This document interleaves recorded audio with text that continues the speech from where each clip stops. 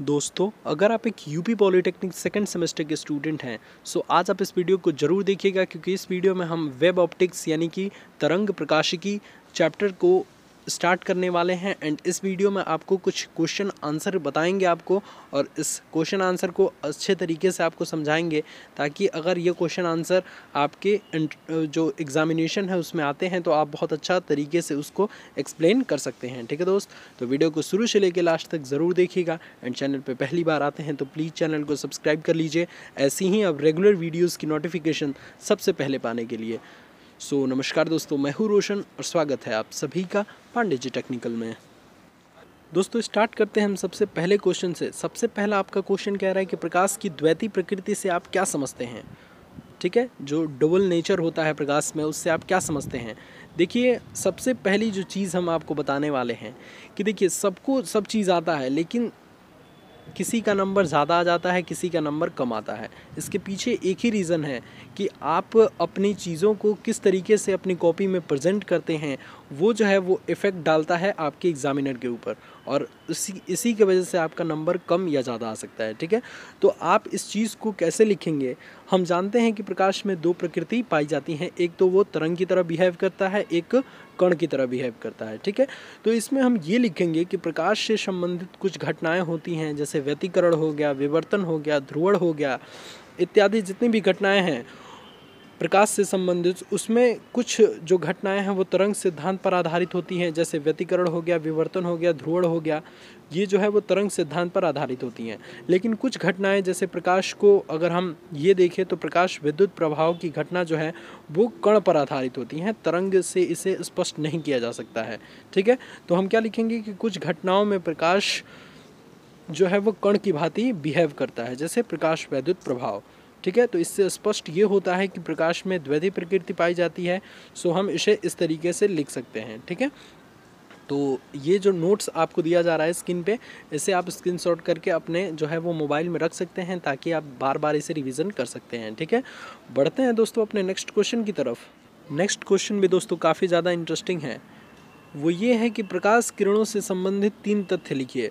प्रकाश में कौन कौन से गुण पाए जाते हैं, तो ये 3 जो लिखना है आपको, तथ्य लिखना है। वैसे तो बहुत सारी होती हैं, लेकिन आपको अगर 2 नंबर में क्वेश्चन पूछेगा तो 3 कहेगा या फिर 4 कहेगा। ठीक है, तो सबसे पहले चीज़ें जो हम जानते हैं वही एक्सप्लेन कर देना है। सबसे पहली तो चीज़ ये है कि प्रकाश सीधी रेखाएँ में चलती है। ठीक है, प्रकाश एक प्रकार की विद्युत चुम्बकीय तरंग है। ठीक है, और उसके बाद से हम लिख सकते हैं कि प्रकाश जो है वह निर्वात में भी चल सकती है। इसके अलावा और भी लिख सकते हैं कि प्रकाश की निर्वात में चाल जो है 3 × 10⁸ मीटर पर सेकेंड होती है। तो ये सारी चीज़ें हम इसमें लिख सकते हैं। सिंपल क्वेश्चन है, इंटरेस्टिंग क्वेश्चन है, इस क्वेश्चन को आप ध्यान में रखिएगा। ठीक है, बढ़ते हैं दोस्तों अपने नेक्स्ट क्वेश्चन की तरफ। दोस्तों नेक्स्ट क्वेश्चन हमारा ये कह रहा है कि प्रकाश का व्यतिकरण क्या है, जो इंटरफेरेंस होता है प्रकाश का वो क्या है। ठीक है, इसे एक्सप्लेन करना है। तो सिंपल शब्दों में हम ये कह सकते हैं कि किन्हीं दो प्रकाश तरंगों के किसी माध्यम में अध्यारोपण से प्रकाश ऊर्जा का असमान वितरण प्रकाश का व्यतिकरण कहलाता है। और अगर हम इसे अपनी भाषा में एक्सप्लेन करना चाहें तो हम इस तरीके से भी लिख सकते हैं कि जब किसी माध्यम में एक साथ समान आवृत्ति की 2 तरंगें एक साथ एक ही दिशा में चलती हैं, तो उन तरंगों के अध्यारोपण के पश्चात जो है वो कुछ बिंदुओं पर तीव्रता अधिकतम हो जाती है, और कुछ बिंदुओं पे हमारी तीव्रता जो है वो न्यूनतम हो जाती है। और इस घटना को ही हम, जिससे हमको एक तरीके से पर्दे पे कुछ जगह चमकीला जो प्रकाश दिखाई देता है और कुछ जगह धब्बा दिखाई देता है, तो यही घटना जो है वो प्रकाश का व्यतिकरण कहलाता है।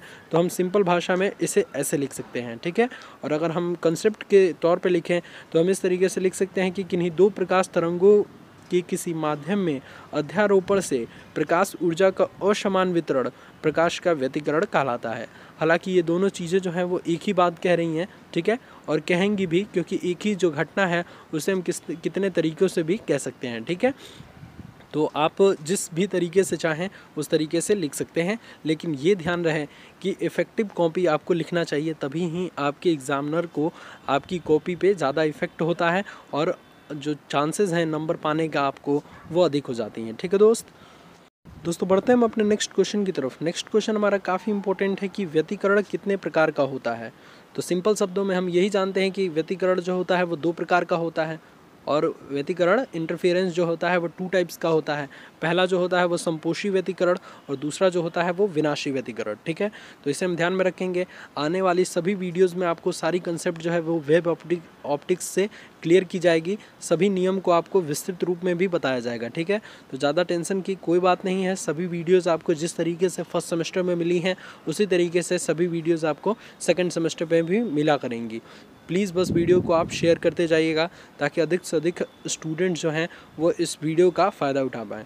ठीक है दोस्तों बढ़ते हैं हम अपने नेक्स्ट क्वेश्चन की तरफ। नेक्स्ट क्वेश्चन हमारा काफ़ी इंपॉर्टेंट है कि प्रकाश को दोहरी प्रवृत्ति का क्यों माना जाता है। ठीक है, तो इसमें देखिए प्रकाश को दोहरी प्रवृत्ति का क्यों माना जाता है, डुअल नेचर क्यों माना जाता है। ठीक है, तो प्रकाश में तरंग और कण दोनों प्रकार का जो गुण होता है वो पाया जाता है। जैसा कि मैंने प्रीवियस क्वेश्चन में आपको बताया कि कुछ घटनाएं जैसे व्यतिकरण, विवर्तन, ध्रुवण, इन सभी में प्रकाश तरंग की भांति कार्य करता है और प्रकाश वैद्युत प्रभाव में प्रकाश कण की तरह बिहेव करता है। ठीक है, व्यवहार करता है। तो इस तरीके से हम कह सकते हैं कि प्रकाश में दोहरी प्रवृत्ति पाई जाती है, इसीलिए डुअल नेचर इसका नाम दिया गया है कि प्रकाश में डुअल नेचर होता है। ठीक है, तो ये क्वेश्चन आई थिंक आपको समझ में आया होगा। ठीक है दोस्तों बढ़ते हैं हम अपने नेक्स्ट क्वेश्चन की तरफ। नेक्स्ट क्वेश्चन हमारा ये कह रहा है कि कला संबद्ध स्रोत किसे कहते हैं। ठीक है, तो बहुत आसान है कि वे प्रकाश स्रोत कला संबद्ध स्रोत कहलाते हैं जिनसे निकलने वाली प्रकाश तरंगों की आवृत्ति और तरंगदैर्घ्य तथा कला समान होती है। ठीक है, जब प्रकाश स्रोत से तरंगें निकलती हैं तो जिन तरंगों की प्रकाश तरंगों की आवृत्ति यानी कि फ्रिक्वेंसी और तरंगदैर्घ्य वेवलेंथ समान होता है वो कला संबद्ध स्रोत कहलाती हैं। तो इस तरीके से हम इसको याद कर सकते हैं। ठीक है दोस्तों बढ़ते हैं हम अपने नेक्स्ट क्वेश्चन की तरफ। नेक्स्ट क्वेश्चन हमारा काफ़ी इंटरेस्टिंग है कि यंग का द्विरेखा छिद्र प्रयोग प्रकाश की किस घटना से संबंधित है। ठीक है, तो यहाँ पे मैं आपको क्लियर कर दूँ कि जब भी आप प्रकाश के व्यतिकरण यानी कि इंटरफियरेंस ऑफ लाइट के बारे में डिस्कस करते हैं तो यंग का एक प्रयोग पढ़ते हैं जिसकी सहायता से हम पर्दे पर दीप्त फ्रिंज और अदीप्त फ्रिंज के बारे में जानकारी प्राप्त करते हैं कि कहाँ पे दीप्त फ्रिंज बनता है और कहाँ पे अदीप्त फ्रिंज बनता है। यानी कि अगर सिंपल शब्दों में कहें तो कहाँ पे जो है वो धब्बा और कहाँ पे चमकीला चीज़ें जो है वो हमको देखने को मिलती हैं। ठीक है, तो ये प्रकाश के व्यतिकरण से जो है वो रिलेटेड है, इसीलिए हम ये लिखेंगे कि यंग का द्विरेखा छिद्र प्रयोग प्रकाश के व्यतिकरण से संबंधित है। ठीक है, तो ये हमारा आंसर हो जाएगा। ठीक है दोस्तों बढ़ते हैं हम अपने नेक्स्ट क्वेश्चन की तरफ। नेक्स्ट क्वेश्चन हमारा ये कह रहा है कि विवर्तन की घटना किस प्रकार की तरंगों में हो सकती है। ठीक है, तो देखिए विवर्तन की घटना जो है वो अनुप्रस्थ तरंगों में भी हो सकती है और अनुदैर्ध्य तरंगों में भी हो सकती है। यानी कि अगर यूं कहें तो ये जो विवर्तन की घटना है वो दोनों प्रकार की तरंगों में हो सकती हैं। अनुप्रस्थ भी चाहे वो तरंग हो तभी भी विवर्तन की घटना हमें प्राप्त हो सकती है और अनुप्रस्थ तरंग में भी हमको विवर्तन की घटना देखने को मिल जाती है। ठीक है, तो हम यही लिखेंगे कि विवर्तन की घटना अनुप्रस्थ और अनुदैर्ध्य दोनों प्रकार की तरंगों में हो सकती है। ठीक है, तो ये हमारा फाइनली आंसर हो जाएगा। ठीक है दोस्तों बढ़ते हैं हम अपने नेक्स्ट क्वेश्चन की तरफ। नेक्स्ट क्वेश्चन काफ़ी ज़्यादा इंपॉर्टेंट है आपके सेकंड सेमेस्टर एग्जामिनेशन के लिए। ठीक है, ये क्वेश्चन ये कह रहा है कि प्रकाश के विवर्तन से आप क्या समझते हैं। विवर्तन एक बहुत ही ज़्यादा मोस्ट इम्पॉर्टेंट टॉपिक है आपके इस वेब ऑप्टिक्स में। विवर्तन हो गया, व्यतिकरण हो गया, ये जो है वो मोस्ट इम्पॉर्टेंट टॉपिक है। ठीक है, तो देखिए समझते हैं सबसे पहली चीज़ों से कि विवर्तन क्या होता है। तो जब भी प्रकाश जो है वो चलती है और उसके मार्ग में यानी कि उसके पाथ पे अगर कोई भी अति तीक्ष्ण अवरोध है या फिर यूं कह लें तो झिर्री इसे कहते हैं या फिर तीक्ष्ण अवरोध जो बहुत ज़्यादा तीक्ष्ण होता है वो आ जाता है तो प्रकाश जो है वो आंशिक रूप से थोड़ी सी मुड़ जाती है। ठीक है, और प्रकाश किरणों का इस प्रकार मुड़ना प्रकाश का विवर्तन कहलाता है। इससे पहले हम लोग यही पढ़ते आ रहे थे कि प्रकाश जो है वो हमेशा सीधी रेखाओं में चलती है, मुड़ती नहीं है। लेकिन जब उसके मार्ग में जो है वो एक अत्यंत तीक्ष्ण झिर्री आ जाती है या फिर अवरोध आ जाता है तो उससे टकरा के प्रकाश जो है वो कभी कभी मुड़ जाती है। ठीक है, तो इस घटना को हम प्रकाश का विवर्तन कहते हैं।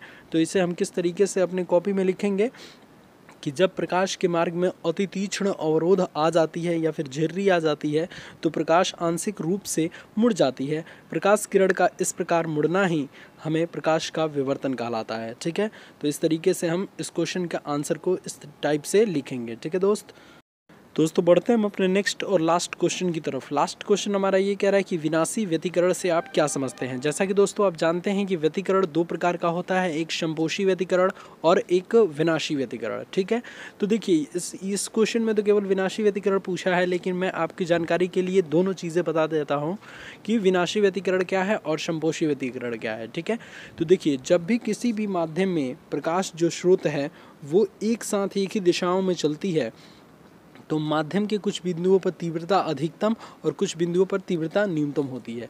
तो ये घटना जो है वो तो हमारा व्यतिकरण हो गया। ठीक है, तो जिन स्थानों पे, यहाँ से समझने की कोशिश कीजिएगा कि जिन स्थानों पे तरंगे जो हैं जो दोनों तरंगे चलती हैं, वो जिन स्थानों पे तरंगे समान कला में मिलती हैं वहाँ पे जो है वो तीव्रता अधिकतम हो जाती है और इस स्थान पर हुए व्यतिकरण को हम संपोषी व्यतिकरण कहते हैं। और अगर विनाशी व्यतिकरण की बात करें तो जिन स्थानों पर ये जो दोनों तरंगे हैं वो विपरीत कला में मिलती हैं, तो वहाँ पे जो है वो तीव्रता न्यूनतम हो जाती है और इस स्थान पर हुए व्यतिकरण को हम विनाशी व्यतिकरण कहते हैं। ठीक है, तो आई थिंक आपको ये दोनों चीज़ें जो हैं वो समझ में आई होंगी। सो ये जो है वो दोनों चीज़ों की डेफिनेशन है, लेकिन यहाँ पे केवल पूछा है कि विनाशी व्यतिकरण किसे कहते हैं, तो हम यही लिखेंगे कि जब दो तरंगे जो हैं वो विपरीत कला में मिलती हैं तो वहाँ तीव्रता न्यूनतम हो जाती है और इस स्थान पर हुए व्यतिकरण को विनाशी व्यतिकरण कहते हैं। ठीक है दोस्त, सो दोस्तों कैसा लगा ये वीडियो हमें ज़रूर बताइएगा कमेंट्स में, ताकि हम नेक्स्ट वीडियो आपके लिए जल्द से जल्द ला पाएँ। ठीक है दोस्त, और सेकंड सेमेस्टर की प्रिपरेशन की वीडियो जो है वो स्टार्ट हो चुकी हैं। सो चैनल पे अभी तक आपने सब्सक्राइब नहीं किया है चैनल को तो प्लीज़ सब्सक्राइब कर लीजिए और नोटिफिकेशन बेल का आइकन ज़रूर ऑन कीजिएगा, उसे एनी टाइम ऑन रखिएगा तब ताकि जब भी हम इस सेकंड सेमेस्टर से रिलेटेड वीडियोज़ डालें तो आप रेगुलर उसे देख पाएँ। ठीक है दोस्त, एंड एक बात और कहनी है कि इस पर दोनों चीज़ की प्रिपरेशन होगी, UP polytechnic entrance exam and second semester. ठीक है, तो जब आपकी वीडियोज़ आती है, अगर आप सेकंड सेमेस्टर के स्टूडेंट हो और जब आपका सेकंड सेमेस्टर की वीडियोस आती हैं तो आप सेकंड सेमेस्टर की वीडियोस देख लीजिएगा, और जब यूपी पॉलिटेक्निक एंट्रेंस एग्ज़ाम वालों की वीडियो आएगी तो वो उस वीडियो को देख लेंगे। ठीक है दोस्त, फिलहाल कैसा लगा ये वीडियो हमें ज़रूर बताइए एक लाइन कमेंट्स में लिख के, एंड वीडियो को लाइक नहीं किए हैं तो प्लीज़ लाइक कर दीजिए, अपने दोस्तों में शेयर कर दीजिए। आपने अपना कीमती समय मुझे दिया, इसके लिए थैंक यू सो मच। धन्यवाद दोस्तों, जय हिंद।